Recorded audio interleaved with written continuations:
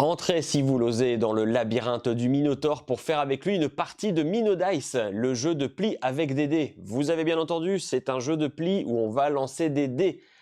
Mais comment ça se passe? On voit tout de suite ça en détail.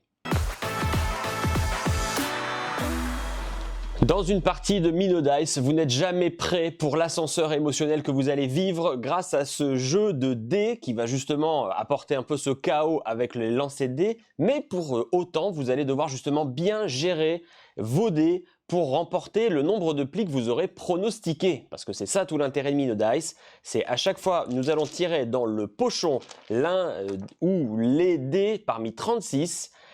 Et ces dés ont des valeurs qui leur permettront, comme des cartes, de remporter ou non des plis.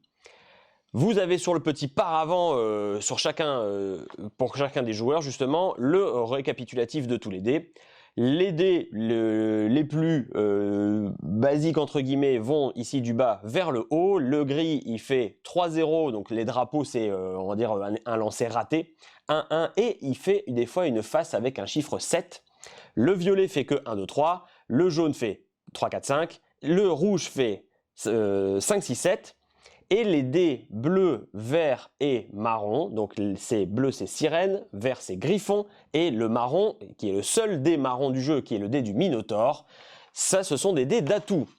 Comme dans un principe de jeu de pli, on va devoir suivre à la couleur, c'est-à-dire que le premier joueur qui entame le nouveau pli, il démarre avec un dé violet. Si on a un dé violet, on est obligé de suivre en violet. Mais si on n'a pas la couleur demandée, on peut jouer ce qu'on veut. Et c'est là où toute la stratégie va être quel dé je vais jouer à quel moment. Parce que comme je venais de vous l'expliquer, il va falloir pronostiquer le nombre de plis que l'on pense faire.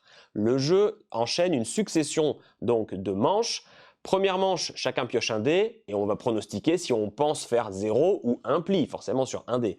Deuxième manche, il y a 2 dés. Jusque, alors si on joue à 6, il y aura 6 manches maximum parce que 6 x 6, 36. Si vous avez retenu, effectivement, il y avait 36 dans le sac. Et si on est moins de joueurs, on peut aller jusque 8 manches. Mais forcément, 8 manches à la fin, quand on est peu nombreux, vu que ça se joue de 3 à 6, ça fait jusqu'à 8 pronostics possibles du nombre de plis qu'on va pouvoir faire avec nos dés. Donc c'est là où il va falloir vraiment essayer d'anticiper et de calculer nos chances de faire un certain nombre de plis. Si on remporte le contrat par rapport à ce qu'on avait pronostiqué, on marque plein de points. Si on se rate, on perd des points. On peut avoir un score négatif et on peut vraiment tomber dans les limbes du labyrinthe, dans le score négatif, ça n'a pas de limite. Le principe étant, c'est comme je vous disais, un joueur va choisir en premier une couleur, on suit à la couleur si on n'a pas, tant pis, on peut jouer le dé qu'on veut. Imaginons, le premier tour, il part sur un gris. Ici, forcément, s'il n'a pas fait 7 avec le lancer du violet, on va passer devant parce que en cas d'égalité, c'est le joueur suivant qui remporte. 2, ça sera forcément meilleur. 3, ça sera forcément meilleur. Ce que je veux vous faire comprendre, c'est que c'est pas la couleur qui compte, mais forcément la couleur indique un espèce de niveau de puissance. Parce que comme le dé rouge fait au minimum 5, 6 et 7, il battra dans tous les cas les dés violets et les dés jaunes. Parce que le dé jaune fait au maximum 5. Donc du coup, en cas d'égalité, c'est le dé rouge qui va gagner derrière.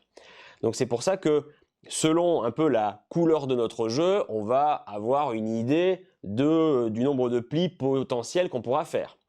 Et si toutefois on veut vraiment prendre la main, on va jouer nos dés d'atout, qui sont les dés, comme je disais, vert, bleu et marron.